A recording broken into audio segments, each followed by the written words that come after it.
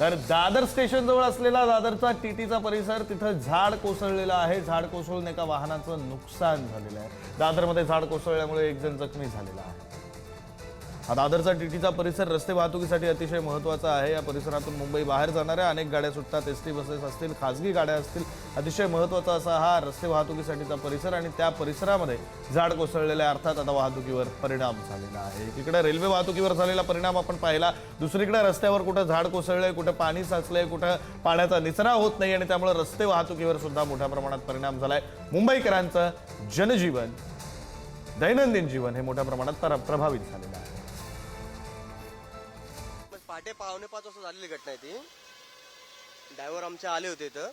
पूर्ण मुंबईमध्ये पाणी तुंबल्यामुळं ना ती गाडी जायला कुठे रस्ता नव्हता, म्हणून त्यांनी गाडी पार्किंग केली होती.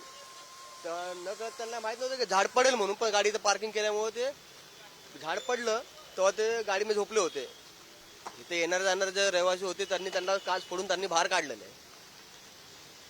ही गाडी माझीच आहे, ते माझे ड्रायव्हर आहेत, नासिर मोहम्मद करून. आता गाडीचे कसं काय करायचं माहित नाही, पण गोंधळ काय गव्हर्नमेंटने काय सहायता केली तर बरं होईल. 4:45 बजे हो गया। क्या कर रहे थे आप यहाँ पर? सो गया था अंदर उसमें। तो कितने बजे झाड़ गिरा?